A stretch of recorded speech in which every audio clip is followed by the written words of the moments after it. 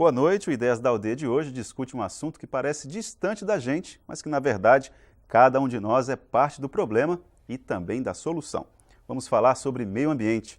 No mês de maio, choveu apenas 2 milímetros em Rio Branco. Ano passado, que foi um dos anos mais dramáticos em relação às queimadas e problemas ambientais, já havia chovido 17 milímetros, uma quantidade de chuva também considerada pequena.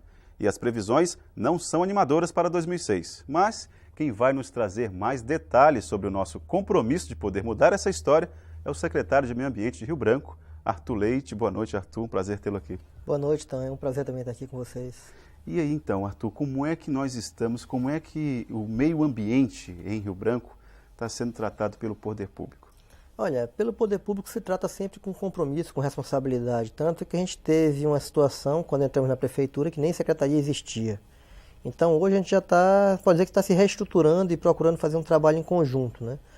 Agora, a questão ambiental, de um modo geral, o grande problema que a gente tem é que foi se colocado uma cultura que o meio ambiente é um fato isolado, tem que ser tratado por um órgão. Cada dia mais a gente acaba vendo que não. É uma questão, como a própria ministra coloca, é transversal. É educação, é saúde, é segurança, é caso de defesa civil. Enfim, isso tem que ser incorporado por todos os órgãos. Não adianta ser hoje uma coisa isolada num determinado setor. Então, eu acho que é com essa linha política que a gente tenta trabalhar hoje na prefeitura. E essa situação que está se desenhando aí para 2006, quais são as previsões que a prefeitura tem e como que ela tem trabalhado a partir dessas informações?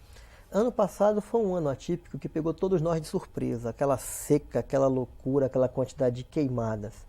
Esse ano a prefeitura tem se resguardado. A gente está tentando usar como modelo do que foi feito na alagação para trabalhar a questão da seca que se aproxima e a possível situação de emergência que venha a se ter. Então nós hoje estamos concentrando esforços. A ideia é ser uma ação de defesa civil, né, integrada pela Secretaria de Meio Ambiente, com todos os órgãos da prefeitura, na coordenação do Coronel Gilvan, né? Então a prefeitura hoje vai tentar se articular para contrapor a isso. E, ao mesmo tempo, então, a gente vem num processo que ele precisa ser mudado. Mudar a base produtiva, mudar a mentalidade das pessoas. A questão das queimadas urbanas é algo caótico aqui em Rio Branco.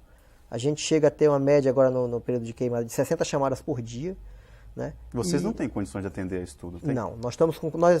vale ressaltar, quando a gente entrou, não tinha nenhuma equipe de fiscalização funcionando. As pessoas que atuavam no setor estavam em situação irregular, não podiam nem sequer emitir uma multa. Então hoje nós estamos com 4 equipes e temos uma parceria excepcional com o pelotão ambiental. Então a gente, por exemplo, no fim de semana conseguiu colocar 4 equipes na rua. Mas com a demanda de chamadas que se chega, é um volume muito grande. E o que a gente está fazendo esse ano é tentando agrupar ações. Por exemplo, nós estamos esse ano talvez com o maior movimento de educação ambiental que já se viu nessa cidade na rua. São cerca de 500 pessoas. São agentes de saúde, professores, educadores ambientais. A gente mobilizou um grupo e está atuando junto com a Operação Cidade nos bairros, visitando casa a casa, visitando igrejas, conversando com as pessoas. E, além disso, então, a gente também tinha uma limitação muito grande na secretaria, que eram as multas para pessoas de baixa renda. Por exemplo, você dá uma multa para alguém que está queimando seu fundo de quintal, ele dificilmente paga. Então, por questão de a pessoa ficava com pena e dava uma advertência, que não tem a penalidade legal. Esse ano nós mudamos a nossa postura. A gente teve uma parceria boa com o Ministério Público sobre a orientação da Projuri Municipal. A gente está adotando um procedimento que é o seguinte, inspirado no Detran. A pessoa está queimando seu fundo de quintal, não tem condições de pagar, mas está cometendo um crime. Então ele vai à CEMEIA, assiste palestra de educação ambiental e volta para o bairro dele, com o uniforme da secretaria, acompanhado por um monitor de casa em casa, pedindo para que não se queime. Se ele não quiser isso, ele vai ser encaminhado ao juizado para ser julgado e responder a processo criminal. E olha, está uma adesão muito grande, porque quando tem que ir para o Ministério Público, o pessoal passa a respeitar. Então hoje o Ministério Público nos cobra muito, mas também é um parceiro importante nesse processo. Você falou a respeito dessas queimadas urbanas. Disse muito que isso é uma questão cultural, que o acreano já traz esse costume de queimar aquelas folhinhas no fundo do quintal, queimar o lixo ou alguns objetos que ele não deseja e queima também. Isso é crime. E quais as penalidades? Você falou a respeito da multa. Qual é o efeito pedagógico da multa? Como é que está essa situação na CEMEI? Acho que vamos começar essa resposta pela questão cultural. Realmente é um fator cultural. Aqui no Acre as pessoas têm a sua raiz na área rural. Então na área rural você limpa a área com fogo. Só que quando tu traz teu hábito rural para o urbano, é uma coisa complicada. Tu tem uma distância do teu vizinho que é mínima, né? E aí você tem outro fator que tem que ser levado em conta nessa história. O teu avô fazia aquilo. O teu avô vivia noutra época, o clima estava diferente. Hoje nós estamos com essa situação aqui que em maio praticamente não teve chuva.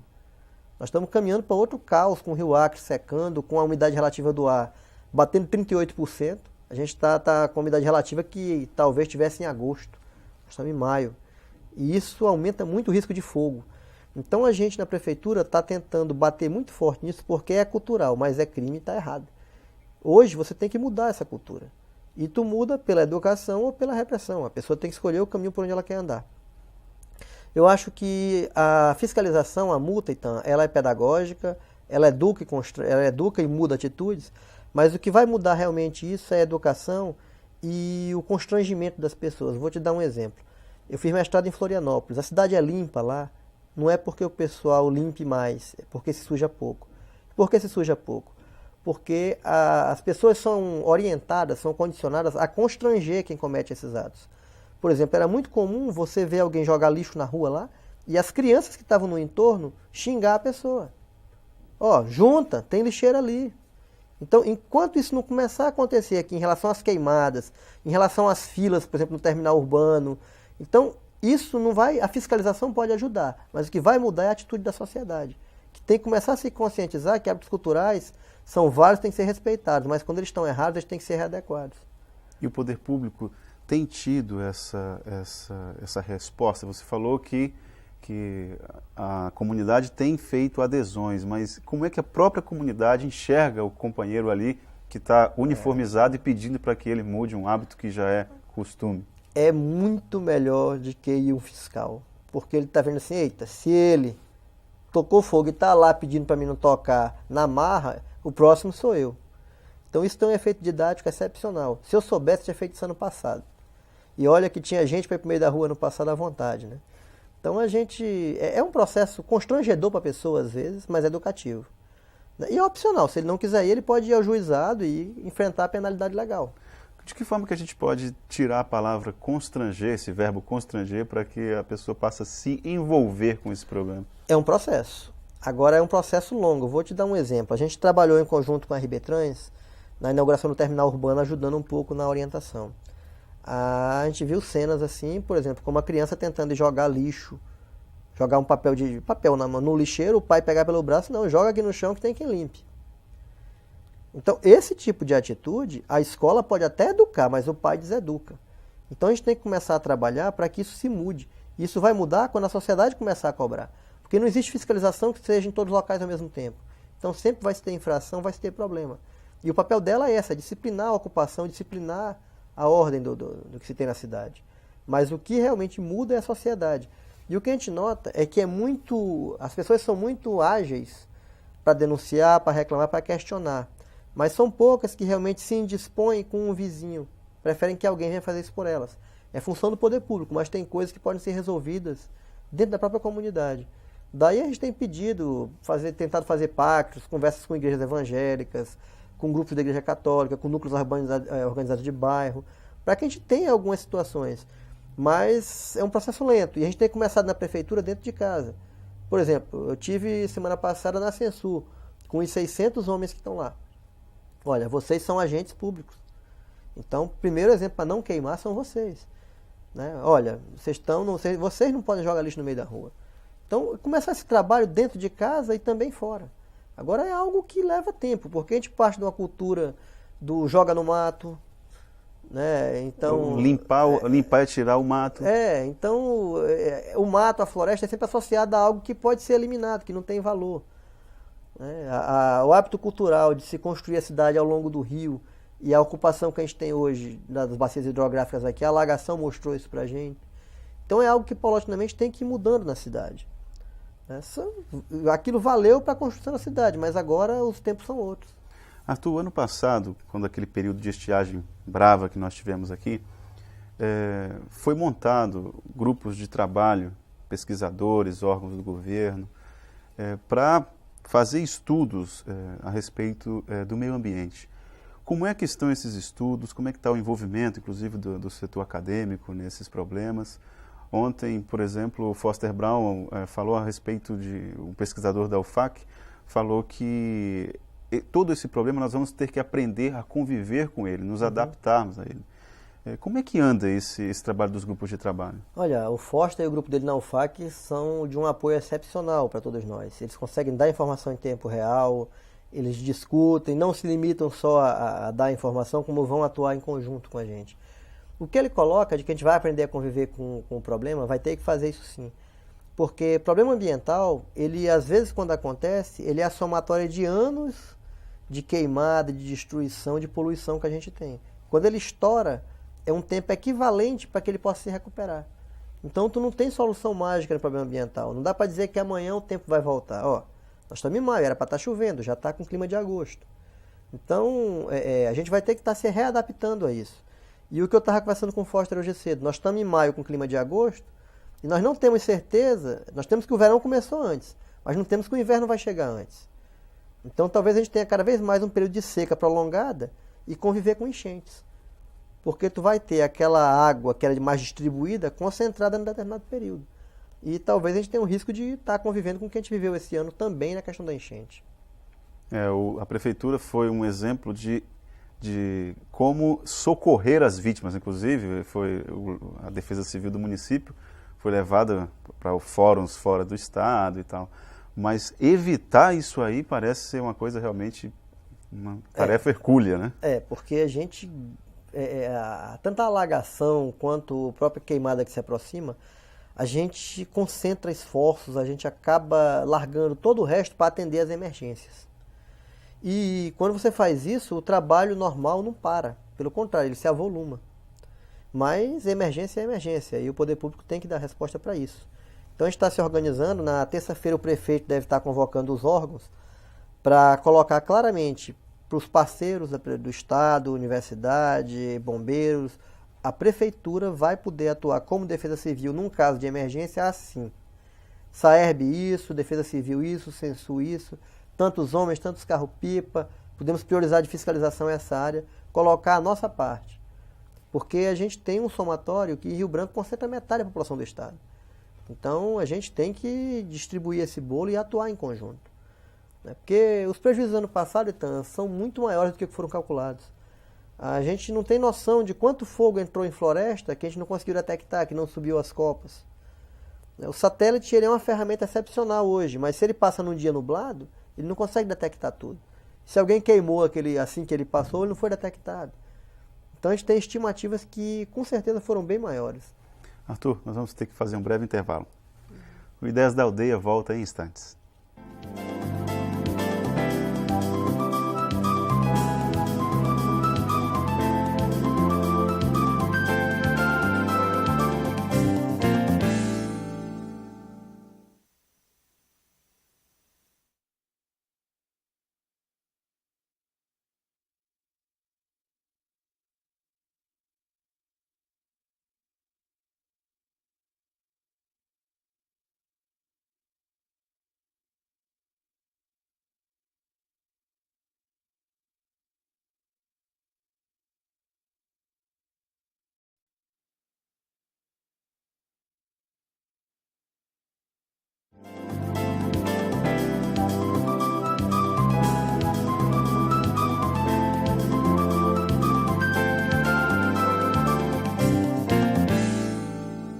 Olá, o Ideias da Aldeia está de volta e hoje conversando com o secretário municipal de Meio Ambiente de Rio Branco, Arthur Leite.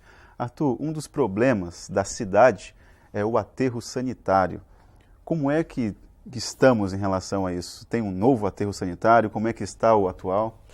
O atual está com a capacidade dele caminhando para ser esgotada. Quando a gente herdou, na verdade, um lixão. A gente não herdou, se a cidade não era nem coletada lixo, vocês imaginam como estava lá. Então, esse ano a gente conseguiu, com o apoio da prefeitura, fazer algumas obras emergenciais para tratamento de chorume, para drenagem, para movimento de terraplanagem, porque nem sequer o caminhão de lixo conseguia entrar no período de inverno, né? O Gildo tem feito um esforço enorme para que aquilo funcione a contento, mas ali é como reformar a casa velha. Nós estamos investindo em algo que está com a vida limitada, né?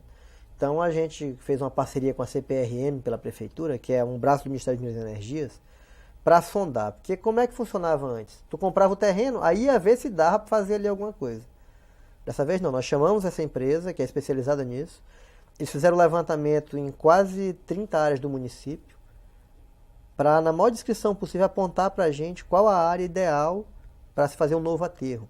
Área que não tivesse lençol freático, que não tivesse permeabilidade, que tivesse topografia elevada. Então eles chegaram numa área que hoje a prefeitura está em negociação para adquirir ela. Eu não falo ainda onde é, porque pode ser que dê problema e esse tipo de coisa é igual presídio, ninguém quer perto, mas é preciso ter em algum lugar. E nós conseguimos também, junto à Caixa Econômica, no edital de concorrência pública, 9 milhões de reais, que ontem, graças a Deus, a Câmara Municipal, na demonstração de maturidade, aprovou por unanimidade, né, porque é um dinheiro a ser concebido por empréstimo. E é uma situação que a cidade está crescendo, está gerando lixo e tem que ir para algum local, né? E esse novo aterro, a ideia é que ele seja de fato um aterro, porque hoje nós temos um aterro controlado, é o quê? É lixo com barra em cima. E algumas ações paliativas que são feitas. Mas esse atual aterro que nós estamos planejando é algo com manta de isolamento, tratamento de chorume, drenagem de gás. Enfim, é algo que a cidade precisa para ter. E a gente, nesse edital de concorrência, foi algo aberto, a prefeitura está conseguiu já a habilitação, né? E estamos correndo contra o tempo agora, para entregar todos os documentos. Como é ano eleitoral, a gente tem que antecipar os convênios. Mas vai dar tudo certo, eu acho aí que em breve a gente vai estar com esse abacaxi solucionado. E, assim, não só fazer o novo aterro, mas dentro desse recurso nós pedimos também se eu não me engano, R$ 1.700.000 para encerrar o atual aterro. Porque depois que tirarmos a atividade de depositar diariamente lixo, aí sim vão ser feitas algumas ações mitigadoras lá, para que a gente possa ter no futuro aquela área se recuperando. Agora é um futuro bem longo, né? Mas é algo que precisa ser feito e que foi um compromisso da Prefeitura com o Ministério Público Federal, né, de que essa atitude seria tomada. Então nós estamos fazendo a nossa parte nesse processo. E isso vai dar um fôlego de quantos anos para a Prefeitura de Rio Branco? A gente trabalha com um horizonte de 25 anos no novo aterro, sendo que nós, além disso, estamos adquirindo uma área maior do que é preciso, já para que, caso seja necessário, expansão. E a ideia do novo aterro é que ele tenha lá esteira, que tenha tratamento, que tenha uma área para resíduos inertes. Resíduos inertes é o quê? Galhada, resto de construção, que hoje fica sem uma destinação, fica sem um local apropriado. Então a ideia é que esse aterro seja um aterro de fato, que tenha as separações, que tenha os trabalhos. E além do trabalho do aterro, então, tem um trabalho que mexe muito conosco na Secretaria, que é o Projeto Catar. O que é o Projeto Catar? O Projeto Catar, hoje é o seguinte, Rio Branco tem uma situação que tem várias pessoas e famílias que vivem de catar resíduos, de catar lixo na rua. Então nós fizemos um trabalho assim que entramos na prefeitura, conversar com o Edgar de Deus, o Miguel Escarcelo e o Tássio de Brito, o que é que deu errado na coleta seletiva anterior, que eles tentaram implantar. Aí na conversa ficou o recado pra gente tem que trabalhar em cadeia. Então o primeiro elo da cadeia quem é? Quem cata. O segundo elo quem é? Quem compra. Então nós estamos com um trabalho com os sucatões que compram e estamos organizando os catadores numa associação, que é o Projeto Catar. Mas, secretário, hoje a Prefeitura teria condições de absorver essa produção, essa extração de lixo feita de forma seletiva? A Prefeitura não deve, nem tem, nem deve absorver. Quem tem que fazer isso é a iniciativa privada, porque já tem um comércio próprio para isso. Por exemplo, você vê lata de refrigerante ou de cerveja, não fica na rua. Eu duvido, pode procurar. Não passa 2 minutos no chão. Porque tem todo um mercado que demanda isso. E como é que a Prefeitura se prejudica nessa situação? As pessoas que vivem dessa forma, onde é que elas têm que pegar material delas? No lixo. Onde é que é o lixo? Ela rasgava a sacola doméstica e catava ali dentro o que interessava para ela. Quando o gari passa que levanta a sacola, espalha tudo, vem cachorro, a coleta que duraria meia hora dura 2. Né? Então o que nós estamos tentando fazer é organizar algo que já existe. Estamos apoiando a associação, ajudando a organizar eles, trabalhando uma parceria muito boa com o SESI para a alfabetização dos catadores que têm interesse. E o Banco do Brasil já acenou com a possibilidade de financiar um galpão, através da Fundação Banco do Brasil, para que esses catadores tenham condições melhores ainda de trabalhar. Então a gente vai tentar partir para isso, porque esse trabalho não é ambiental, ele é acima de tudo social. Tu está trazendo de novo pessoas que estavam à margem da sociedade, que tu tem de tudo. Tu tem aposentados, tu tem jovens, tem pessoas boas, tem pessoas em situação de risco, com problemas de alcoolismo, enfim. Então é um trabalho de formiguinha que a Secretaria vem fazendo com a ação social, com a pessoal da economia solidária. Então a gente tem atuado em conjunto e é algo que eu sonho que vai ser o nosso cartão postal. É algo teoricamente pequeno, mas para nós é muito significativo. É estruturante, né? Arthur, em relação, eu não posso perder a oportunidade de falar a respeito do Igarapé São Francisco. As ações de desobstrução do Igarapé deram certo? A comunidade tem respondido à altura do que a prefeitura esperava? Ou continuam jogando lixo no Igarapé São Francisco? Tu tem que olhar São Francisco por trechos. Trechos como ali o Pantanal, atrás da Conquista, perfeito. A comunidade ajudou, colaborou, incorporou o trabalho que foi feito, não deixa jogar lixo hoje, pelo contrário, virou uma parceria conosco. Outros locais é complicado. Teve Quais? Trechos, olha, por exemplo, ali logo atrás depois do Círculo Militar. A gente, com uma semana depois da limpeza, eu entrei, já achei fogão, já achei vários sacos plásticos jogados novamente. Né? A única área que a gente tem que dar um desconto é a região da Adalberto Aragão, porque teve a enchente, e aí tinha se limpado tudo, mas o Rio Acre trouxe muita coisa que veio do leito principal, porque o rio entrou ali naquele trecho. Né? Então lá, possivelmente, em breve vai ter que ser necessária uma outra limpeza. Mas a gente acaba vendo o seguinte, a população clama muito por isso, mas pouca gente realmente de fato se incomoda. Um exemplo disso é o nosso PGP, o Orçamento Participativo, que é feito com a comunidade. Apenas o pessoal da Baixada priorizou a limpeza de Igarapé, que vai ser feita agora. Vai ser limpar o Igarapé, Ingá e Bola Preta. A Censu já está preparando para entrar. E a prefeitura vai trabalhar o Igarapé Fundo, uma limpeza de um trecho dele também. Igarapé Fundo fica com a região? Aquele que deságua ali na Procuradoria-Geral do Estado, ali próximo a Juventus, que é um imundície. Né? Agora, para limpar um Igarapé desse, é uma ginástica, porque as pessoas fazem as casas com o fundo e as privadas em cima do Igarapé. Então, para você entrar com a máquina, tu tem que estar negociando retirada de cerca, afasta a privada para lá, aí a pessoa tem uma cerca caindo nos pedaços, quer que tu faça uma nova com madeira nova, embora ela saiba que está numa área ilegal. Então, o que dá trabalho nesses igarapés de fundo pequenos não é a limpeza em si, é essa negociação com as pessoas. Em relação, falar em Igarapé São Francisco, é também falar quase que automaticamente da ação do Ministério Público, né, que tem uma relação muito próxima com a Prefeitura Municipal de Rio Branco na área do meio ambiente. Como é que está, voltando àquele problema do meio ambiente, de uma forma mais estruturante, esses problemas ambientais, há uma portaria do Ministério Público, não existe, para impedir ou multar as queimadas urbanas? Tu tens acompanhado isso? Assim, não é portaria. Queimada urbana já é proibida por lei. A lei 1330 já proíbe isso. Por lei federal? Municipal. Já proíbe isso, né? E também a própria regulamentação que existe na legislação federal, ela já aponta a poluição atmosférica como um problema, né? Onde também se enquadra as queimadas urbanas.